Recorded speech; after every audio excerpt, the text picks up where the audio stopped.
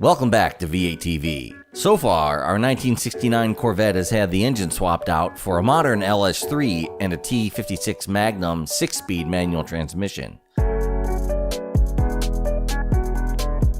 The team has completed the engine and transmission install, fuel system, and Holley Dominator engine management system wiring.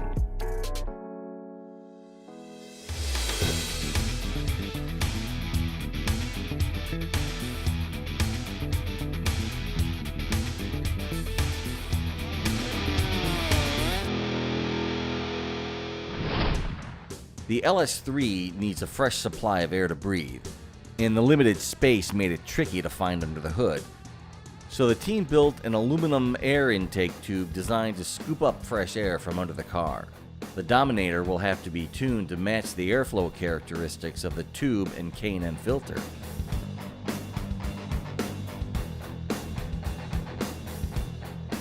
But the unit packaged well. It was painted satin black when finished.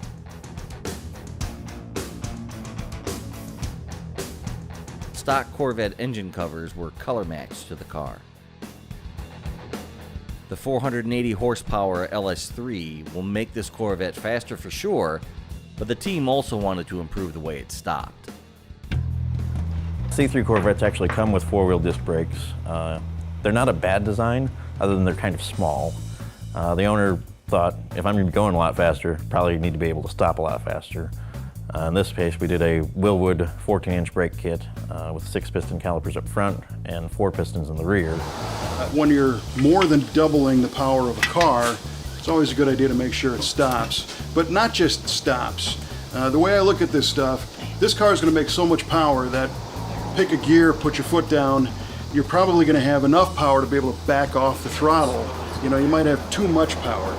And at the same time, I like to have too much brake. I want to make sure that the more I hit that brake pedal, the more the thing's going to grab. And the way to do that is by using good brake hardware, not only at the wheels, but also under the hood. As far as installing the Wilwood disc brake kit, it's actually a little easier than a lot of disc brake swaps because you're not changing a whole lot. All the stuff bolts to the stock brackets because it was already designed for disc brakes. The most difficult and time-consuming part is we use 2-piece rotors on this car, which means you have to bolt them together and safety wire all the bolts. When you bolt something together, there's always potential for bolts to come loose. And because it's brakes, Wilwood and us, we like to be triple safe here. So bolts are torqued, they're Loctited, and then we're going to safety wire them because they're drilled for that. Point of safety wire is to prevent bolts from backing out. So if you look at the path of the bolt here and the wire, if this bolt here tries to back out, it's going to turn counterclockwise. Well, that's going to pull on the safety wire, which is on the bottom side of this bolt, which is going to try and turn clockwise, try to tighten it up. Obviously, this bolt backing out isn't going to be able to tighten this bolt up, and vice versa. And that's basically how this process works. And the neat thing about these is this is a kit that's designed to bolt on to a Corvette, so you're not making brackets or not modifying something from a different car. And Wilwood's been doing racing brakes for like 40 years. And of course they've got a street version as well. There are differences between race brakes and street brakes. These are street brakes. Racing stuff tends to be a little bit lighter weight, but it's not really designed to be used every day, but they are used in a high-speed, high-clamp situation. In this case, we want daily drivability, reliability, and having good hardware at the wheel is half the battle. The other half is having a good source of hydraulic pressure, because you want this to clamp as hard as it can. And that happens under the hood. Modern Driveline had a prototype clutch master cylinder bracket, which uses the very common 4th gen F-body master cylinder. That's a matter of bolting it up behind the brake booster, modifying the hole in the firewall a little bit where the clutch rod originally came through, and attaching it to the clutch pedal.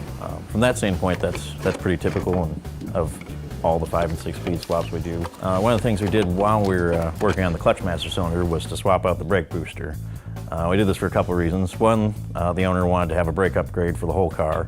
And two, with the LS3 480, the vacuum's, it's sufficient for power brakes, but it's not going to be the best driving car. So we went with a Hydrotech Hydro Boost kit that's designed as a retrofit for the 69 Corvette, so that when you step on the pedal, it doesn't care what sort of engine vacuum you have, you always have good power brakes because it's run off the hydraulics and the power steering. Once the brake parts were bolted together, they were bled to remove any air in the system and deliver a firm pedal feel.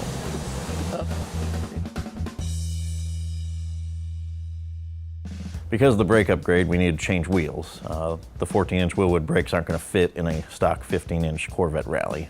The owner was wanting to keep the car recognizable. This is a '69 Corvette, so we chose year one plus-size wheels. They're cast aluminum, but they look very similar to a stock Rally. In this case, we ran 17s up front and 18s in the back. And one of the best things about it is they're designed for a Corvette. So you basically pick what diameter you want out of the catalog, and they fit the car. There's very little concern about it rubbing.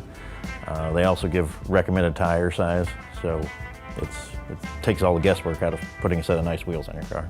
Also, because they're an off-the-shelf wheel, they're cost-effective. There are a lot of other wheels that you can buy that cost many times what these cost. Some wheels even cost what this whole set costs for one.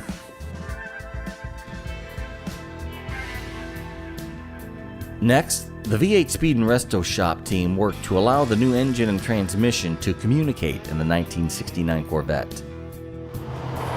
So today we're working on our '69 Corvette LS3 6-speed swap, and one of the big things about Corvettes is the tach is driven by a cable off the distributor.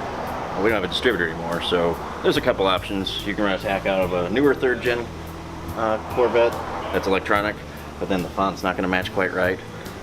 Or you can go something more modern, like these Dakota Digitals. And part of the reason we picked Dakota Digital is because of this little guy. This is a bus interface module that is designed to work with the Holley CAN bus system. So we'll be drawing all of our engine data through the Holley system instead of having to run a separate set of sensors and wires for everything. So anything that the Holley system is seeing for basic engine parameters, oil pressure, water temperature, tach, if you're running an automatic transmission, vehicle speed, those things all come through the bus. So you only need one sensor, or you're not trying to tap into wires and make a mess of things, or you have bad connections or messed up signals from trying to share stuff with too many systems. It's a pretty cool little piece. C3 Corvettes actually have gauges in 2 places. You got your tach and your speedometer directly in front of the driver, and then on the console you've got your engine parameters. You got oil pressure, voltage, coolant temp, and a clock. All the Dakota Digital stuff just falls in where the old stuff came from. The one thing you do have to change is the Dakota Digital eliminates your warning lights, like your seatbelt buzzer, your door ajar light. You can retrofit those back into there, or you can choose to delete them as we do.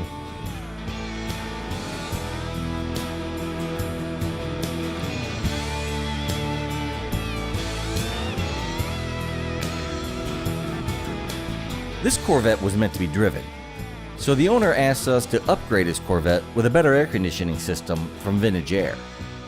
This consists of several major parts, including the condenser that mounts in the front of the radiator, the evaporator under the dash, the compressor on the engine, a controller in the dash, ductwork and vents, and underhood hoses. This is the Vintage Air Gen 4 system, which features cold air and heat and infinitely variable blends between the defrost, dash, and heater vents inside the car. These can be controlled by the original GM panel or a custom control panel from Vintage Air. A new radiator is installed with a condenser mounted to it. The evaporator is bolted to the firewall under the dashboard, and the high and low pressure refrigerant lines and low pressure heater hoses attached to it.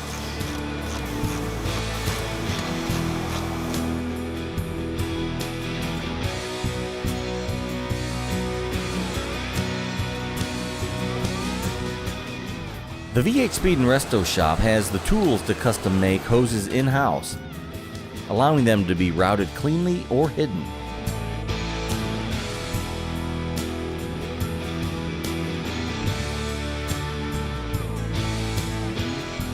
Earl's black K&N fittings provide a clean look.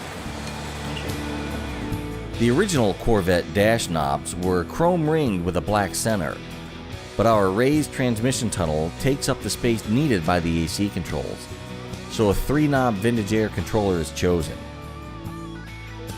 The V8 team spun the black knobs, revealing a bright aluminum ring to match the original look. When everything is installed and the car is running, We'll vacuum test the system for leaks, then charge it with R134A refrigerant. The car came in with a broken radio, so we swapped it with an era-correct appearing unit from Custom Auto Sound. These are nice and compact, but feature high-power modern technology like Bluetooth and MP3 capability. They also have a two-shaft design so they fit the stock hole and look like they belong.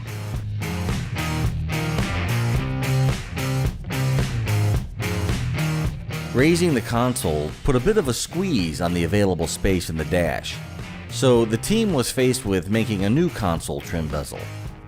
They fabricated an aluminum console trim plate with formed edges to fit the original hole, but now accepts the 6-speed shifter. The console is one of the big challenges on this car because we had to raise the tunnel up so much. So we did a few things here to try and make this look as stock as possible. One, we used a Custom Auto Sound radio, which has got less depth to it, so we were able to get it in there just above the tunnel. And then this is an original console piece, and they also formed this bezel out of aluminum, and then Jeff wrinkle coated it for us, which is very similar to what was originally in here. Fortunately, because of the amount of space, we had to use a low profile AC controller, so we got the Vintage Air Streamline here, because you can see it's not that big. So I'm going to put this in here, and the interior shop's going to make us a boot when they do the carpet for us. And a custom printed tag was made to reflect the new engine specs, matching the power and torque output of the LS3. A leather shift boot finishes it off. One of the signature elements of this '69 C3 Corvette Roadster is the side pipe exhaust. The V8 team was tasked with keeping the side pipe look and sound, but with no pre-made options to fit the new drivetrain. Once again, they had to build their own. So when we got the car, it had a set of Hooker side mount headers and Hooker side pipes on it. The owner kind of wanted to keep that look to the car, but because LS swaps and Corvettes surprisingly aren't that common, there's not a whole lot of options to do a nice side mount header.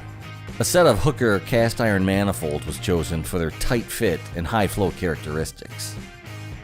One of the things we noticed with the Hooker side pipe is that the glass pack muffler in it is pretty restrictive. It's a big 4-inch pipe with about a 1.5-inch pipe through the middle of it and all packed around it.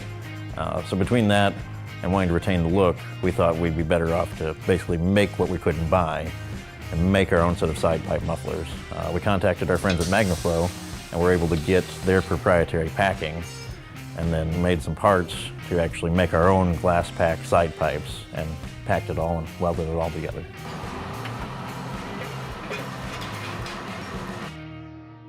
So how did the custom side pipe sound? It actually sounded really good. I was kind of afraid of a lot of side pipes sound kind of like tractors because you only really hear one side of the engine at a time. But between the performance camshaft and the freer flowing mufflers that we built, it's loud enough that you hear both sides, but it's not so loud that it's no fun to drive. When the wrenches stopped spinning, it was finally time to take the heart transplant Corvette for a spin.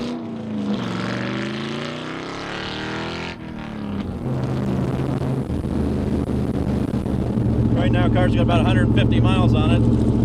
Just working on getting some bugs out of the tune, feeling the car out and seeing what other things we need to address. But overall, this thing's great. 6-speed is really nice, shifts smooth. Modern driveline did a lot of help with that. The engine's running pretty well. Like I said, there's some bugs in the tune to work out. Once we actually got the car drivable, the thing felt great because in a lot of ways, other than the transmission's not all the way in the back, we have basically a 6th generation Corvette now because we have an LS3, we got a 6-speed Tremec transmission, we got independent suspension, we got big brakes, we got good tires on it.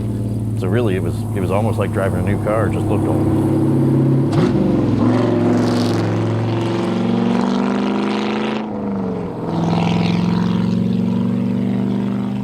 New technology and power in a classic package. What's not to like? I think we hit the nail on the head for the owner because the car's got plenty of power. In my opinion, it doesn't need any more because you can't really use what it's got now. It always starts, idles, keeps cool, Got air conditioning if you want to put the top up on a really hot day. Nice radio to listen to. Easy to drive, power steering, power brakes, hydraulic clutch. I mean, what more could you ask for without going and buying a brand new Corvette? Thanks to the team at the V8 Speed and Resto shop, you can have modern car performance with classic looks. We really enjoyed this project because sometimes building these old cars is not just screwing things together, but it's figuring out solutions and engineering problems out of cars, which we really like to do. We like to be on the cutting edge of doing things, and even though an LS3 and a 69 Corvette doesn't seem like cutting edge, because of fitment issues, it actually was. So we welcome that type of work and look forward to the next big thing. Perhaps the coolest thing about this car is that the owner drove it home nearly 1,000 miles without a hitch. What car project are you dreaming about? Contact the V8 Speed and Resto shop to learn how the V8 team can bring your ideal classic, muscle car, or show car to life. Reach them at www.v8speedshop.com today.